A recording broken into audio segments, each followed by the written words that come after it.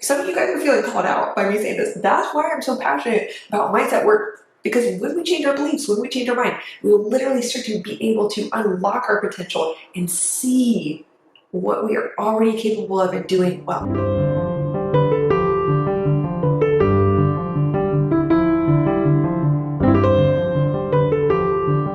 Hey dancers, it's Kirsten. Welcome back to the Confident Dancer YouTube channel. Today I'm going to share with you some of the things I really honestly wish I knew as a younger dancer, or let's also say just earlier on in my training. This is a video that's not just for young dancers, it is for all of you. These are things I even talk about with some of my friends who are still professional dancers, and I share with them like some of these realizations I had after I stopped dancing full-time in a company, and they're like, yeah, dang, you're right. So I think this has some things in here for you, whether you are dancing recreationally, pre-professionally, professionally, whatever your situation is. I'm excited to share with you some insights that I think will encourage and inspire you and just allow you to have a more fulfilling and empowering dance journey. Okay, number one, a genuine smile that truly is coming from within is the most beautiful thing that you could present. It is more beautiful than trying to be perfect. I really say this after having watched so many more performances, you know, in the audience rather than just being like backstage and focusing on myself, like getting ready to perform or watching other dancers in rehearsal. As I've become an audience member more often, I still dance, of course, but I'm an audience member often. I've noticed that the dancers who are genuinely enjoying themselves, it really shows through their face. It's this like radiant enjoyment that I can feel from them. And it is truly beautiful. I would genuinely much rather watch someone like that. Like they really give me so much more as a spectator than someone who is perfect, but I can tell they're in their head. Like their awareness is on like the judgment of what they're doing going on inside their head, like the chatter or the next thing they're gonna do. I can also tell when someone's smiling, but it's fake, like they're not really feeling it. And I genuinely think that the most beautiful thing that a dancer can offer is their actual joy, their passion, their emotion. Even if it's not joy, like let's say you're expressing something that's like a deep emotion that's like sad or heartfelt or whatever it is in a piece, and you're really like feeling that and sharing that in the piece, and you're sharing it vulnerably and it's coming from a real place. Like that is something that's beautiful, and I think it's what actually it's what matters in dance. It's not all about our perfection, and I just really wish I valued that more sooner, because as I got older I started to realize that that's not only what I benefit from and value when I watch other dancers, it's also what, when I look back on it, it's also what I got noticed for more often than my technical prowess as a dancer. And so I wish I really turned the volume up on that. Also because it's more pleasurable as a dancer. Like, that's great news, right? Valuing your own internal experience and tapping into the genuine emotion that comes up for you when you dance and tapping into your passion. I think that is easier than trying to be perfect, and it's more impactful. So I say put more value in that than maybe you would have thought before. Insight number two is that I really wish I realized that the culture within dance conditions us to doubt ourselves, to speak negatively about ourselves, to be hard on ourselves. And I wish I knew that that was literally making me blind to how well I was actually doing. To the point where I would even watch videos and you would think, oh, you can observe that objectively. No, you can't. I've learned so much about psychology since I stopped dancing, and I've learned that the expectation effect is really real. Whatever you believe you will see in the video, whatever you're projecting onto it, it literally changes how you're interpreting what you're watching. So even if you think you're watching a video of yourself and you're like, no, I'm seeing the real me dance, watch that video after you retire and after you're like missing dance, and you'll be like, wow, I was so cute, I was so great, like wow, I'm proud of you. And you'll realize you weren't able to actually see how well you were actually doing because of all of the negative projections that are so perpetuated within the culture of dance. So my positive insight for you is like, on the flip side, now you can start giving yourself the benefit of the doubt. Like, I'm doing better than I might think right now. Or one thing I love to tell my students, because I tell myself this, it's very helpful. I've realized that it's really normal to come off stage or finish a run of your variation, let's say in rehearsals. And because it's a vulnerable thing to put yourself out there like that, we're much more likely to negatively assess our performance. We're much more likely to feel negative about it and say like, oh, that was really bad.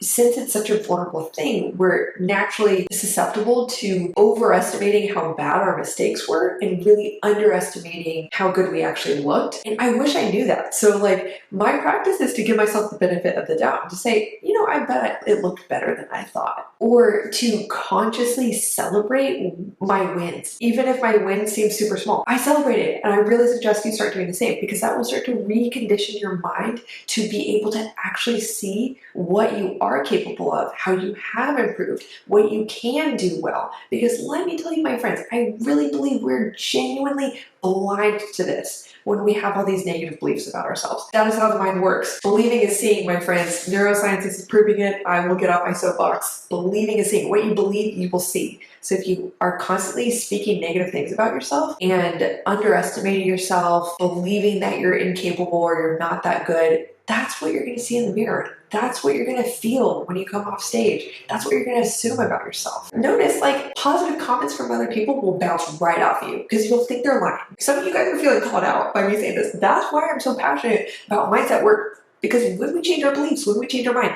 we will literally start to be able to unlock our potential and see what we are already capable of and doing well, where we will be able to feel good about it. And that is so powerful. Number 3, I wish I knew earlier that my mind is my most powerful tool, and yours is too. I think how we can apply that is recognizing that how you talk to yourself, how you work through your emotions, what you think about yourself, what you believe, that is going to largely create your experience of your circumstances. It will largely dictate your life outcomes. Because if you don't believe that you're good enough, are you going to raise your hand to understudy for a dance? Are you going to go to that audition that you don't think you're good enough for because you're already expecting that you're going to get rejected? No, you're probably not going to put yourself out there for it because you don't believe you deserve it. You don't believe you can. When you start to live out those negative beliefs and to constantly underestimate yourself because you believe that that's all you're capable of, then it'll serve as a self-fulfilling prophecy. You can use that positively to say, I am going to work on having positive beliefs about myself, speaking positively, learning about how the mind works. Like, oh my gosh, that could have totally changed my life sooner. I'm glad it caught me early, like pretty early in life, I think, compared to what it could have been. You know, I could have realized that at the end of my life. But I started realizing this in my early mid-20s. I'm so thankful for that. And that's why I'm doing this work and sharing these YouTube videos, because I want you to know your mind is your most powerful tool. So use it wisely and take care of it. Invest in it. Work on cultivating a healthy, confident mind. Insight number 4, I wish I knew our emotions are not a sign of weakness and they're not bad. And we don't need to push them down to prove that we're strong or we're tough or it's fine. Don't shove them down. I just wish I knew my emotions are a sign of my humanity and not my weakness. I spent so many years being like, it's fine, it's fine, it's fine. And then when I would cry, I would just be like, okay, I just have to like get it over with, wipe my tears and keep going. Almost like I don't have time to feel what I'm feeling. Like that's not useful to me. Or I think a lot of us, myself included at times, have this fear that if we open Pandora's box, if we start exploring what we're feeling, then it will become so unmanageable and we won't be able to handle it. But my friends, our emotions are such an important part of ourselves. Emotions are actually a form of intelligence. When you start to connect to them and you learn to connect to them in a healthy way, you learn to communicate with them because you realize that your emotions are your mind and body trying to communicate with you and guide you towards a path of thriving. It's trying to help you understand yourself and your environment and what to do. It's like they're not something to cut yourself off from. But I didn't know that because the culture within dance is largely like, wipe your tears, just keep going, be tough, believe in yourself, stay positive, whatever. And just like be a robot, kind of. And y'all, I'm not saying like the middle of dance class is the place to like do therapy with yourself and like cry and journal. Like, I'm not saying that, but there is a time and a place to actually choose to make space to connect with yourself and be like, what am I feeling? Explore it, talk about it. Work with a professional who can help you connect to your emotions and process the emotions that you feel stuck in. Learn to work with them in a way that helps you to thrive as a person, and that will serve you so well. Hey there, I hope you're really enjoying this video, but I just need to ask you something really quick. Is self-doubt really just sucking the joy out of dancing for you? Is being in your head and being self-critical and not feeling good enough, like even if you look fine on the outside and you know you're just plowing along, is that affecting your ability to perform and enjoy dance while you're at it? If those mental struggles sound familiar, or others like performance anxiety, perfectionism, comparing yourself to other dancers, any of those things, if those are impacting your ability to perform your best and feel your best consistently, then you don't have to keep struggling. I'm so passionate about this, and I want to talk to you about the Confident Dancer Coaching Program. This is a coaching program that focuses on the mental side of dance, where you and I can work together individually to truly help you to build the belief in yourself, let go of all the negative programming in your mind that's impacting your ability to perform in your experience, and help you truly build the confidence to thrive as a dancer and fulfill your personal potential. If that's something that you want, you can click the link in my description box to visit kirstenkemp.com. Learn more about the Confident Dancer Coaching Program, what it includes, how it works, read incredible testimonials from past clients who've worked with me, and schedule a free 30-minute consultation where you and I can connect, talk about your goals and challenges, absolutely no strings attached, and just see if working together would be a great fit for you and your goals. If that's something you're interested in, definitely take advantage of that free consultation.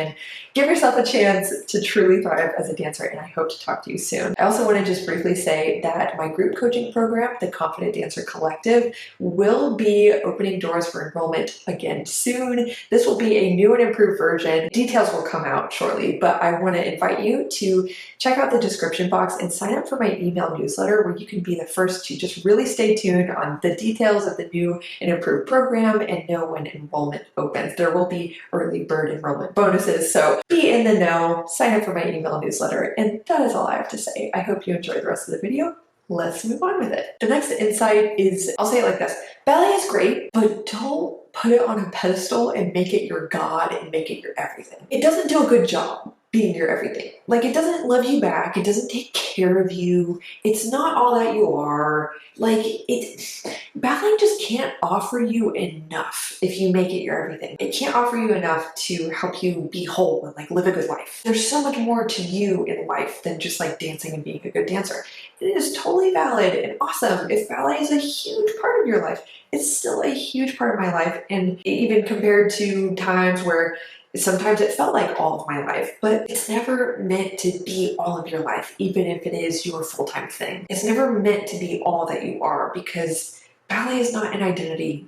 It's not a god. It's not a complete lifestyle. Like, you're more than that, and you're meant for more than that. And so I think it's really easy to put ballet on this pedestal and be like, I will have lived a good life if I was like successful in ballet, or the best thing I could be is a good dancer, or my worth is tied to who thinks I'm a good dancer. It's like, okay, I've so been there. I've totally been there. I put all my eggs in the basket of ballet or dance, like whatever form of dance you do. What I wish I learned, like a part B to that, is that I thought I needed to put all my eggs in the basket to prove my devotion and to be good at it. I actually got better at it when I took the eggs out of that basket that didn't belong there. Okay, it's not, when I was like, ballet doesn't own me anymore.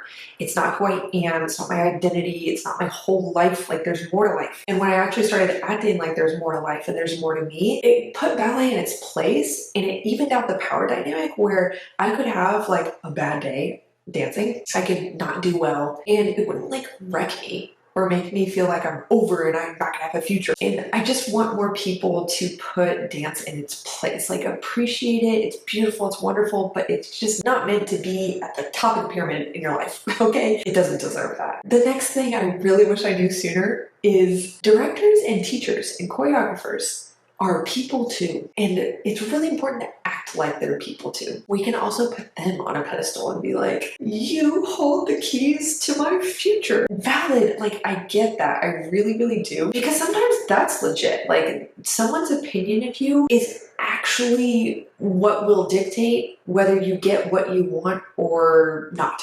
And I understand that that is a very challenging dynamic to live under if you are especially like a pre-professional or professional dancer. And at the same time, it's really, really helpful to remember that that person at the front of the room is a human just like you, with flaws and great parts of them and their own insecurities, and they're just doing their job and you're just doing your job. And I think part of recognizing their humanity is, yes, seeing yourself as just as valuable as them, but also talking to them more like people. Like obviously with respect, but I noticed there's this culture, especially within ballet, of like making yourself so small and like being afraid to say 2 words to your teacher or director. I don't know, it's like we want to maintain this power distance. What I learned is like there is definitely space for us to talk to them like they're people. There's a way to do that appropriately, which is just valuing yourself, talking to them calmly in a measured tone, saying what you need to say appropriately with confidence. Just talking to them and seeing them like a person. And that also, I will add a little bit to this. A great tip is to remember that they're allowed to have their opinions too. I know it's hard, but just remembering like it doesn't always have to make sense to you, because if you were at the front of the room, you would do the same thing. You would make casting decisions that to you makes the world of sense. And then to someone else, they'd be like, what? How could you? You would do the same thing. The next thing is to not let yourself lose perspective in the sense that you forget that dance is a blessing. It's a blessing that you get to do it. And I'm not trying to like cover over the problems that we do encounter as dancers and like all the shady stuff within the dance industry. I'm not trying to diminish that.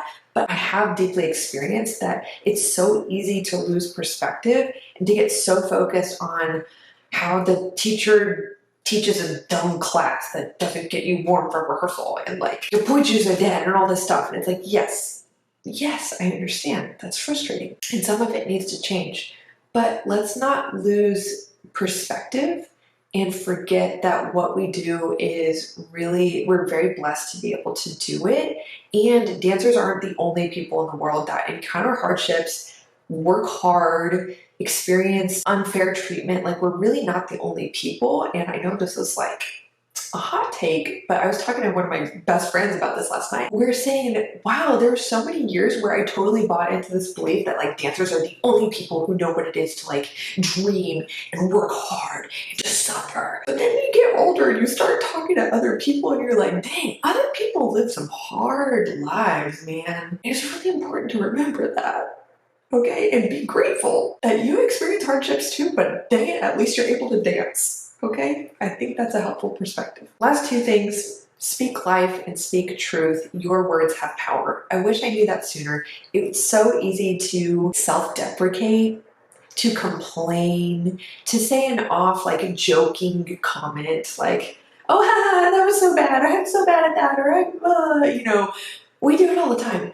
And it's easy to not take that seriously and just be like, oh, everyone's doing it. And I love the Bible verse that says death and life are in the power of the tongue.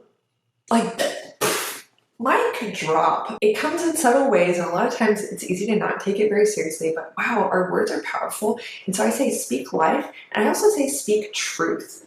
Speak truth over what you're capable of. Speak truth over even what you're feeling. Like, it's easy to be like, oh, I'm okay. No, speak truth with yourself, even if you need to do it in private with your journal, okay? Speak truth and say, I feel sad that I didn't get this part I wanted, and work through that, you know? I think speaking truth is so important, not only like speaking powerful, proactive, encouraging truths, like I am capable of this, like there's something to learn from this situation, even if I don't understand, like proclaiming things like that is so powerful, but also speaking the truth of what you're feeling, what you're thinking, what you're believing about yourself, so you can get that out and work through it and change it if what's going on inside of you is not something that you want to stay in. And also speak life to other dancers around you too, even if you don't like them. Okay, we're not gonna like everyone, but like, don't gossip or talk trash about your teacher. I know it's so easy to do, but I noticed that my life changed so much for the better when I was just like, I'm not gonna do that anymore. It brings me down. it brings other people down. It brings that person down that I'm talking about. And, you know, like for me personally, I'm a Christian. I'm called to love my enemy. It's hard. It is hard. But I think no matter what your spiritual beliefs are, like totally okay if you don't believe in that, but like I think we could all find value in treating other people as you want to be treated and just not participating when there is just very unuseful negative things being said. Like obviously you can advocate for yourself, have a productive conversation where you're like, hey, this wasn't okay. You can acknowledge it. But like a lot of times we just don't need to gossip, or we don't need to respond to another dancer who's like, I'm fat, and say like, no girl, I'm fat. Have you seen me? Don't speak truth to that person about like, no, you look beautiful. Or like, why would you say something like that? You know, like we can speak life to each other and about ourselves. So I think that really is one simple thing that we could do that can really change the culture of dance for others and for the greater good. For the good of all. The last insight I want to leave you with is every experience has something to offer you in the forms of things that feel like blessings, things that don't feel like blessings, but they are lessons. Every single experience has something to offer you if you want to engage with it like that. Sometimes it offers you personal transformation or growth in ways that you don't want to grow because it's uncomfortable. I just really, really believe that every experience has something to offer you. It's not happening to you, it's happening for you. There's no such thing as losing. You either win or you learn, like cliche quotes, you guys. But when you choose to live by them, it really makes your life better. And I will add on to this, whatever is happening, it doesn't have to make sense in the moment. I know that's really hard. But there are going to be so many times where it's like you don't get into the program you wanted and you don't know what you're going to do next. And it's easy to get really, really down about that and be like, this doesn't make sense. Isn't what I hoped for in my life. It's totally valid to like feel what you're feeling about that. But I've just found so much relief and comfort in results not making sense and being like, it is going to work out. It's okay that it doesn't make sense to me right now. It will unfold. So whether it's casting or a teacher treating you a certain way, whatever it is working out. It doesn't always have to make sense right now. So dancers, I hope that you really enjoyed this video. I would love to know which tip really hit home the most for you and encouraged you the most. Make sure to like this video if you enjoyed it, share it with your friends, and subscribe so you don't miss next week's video.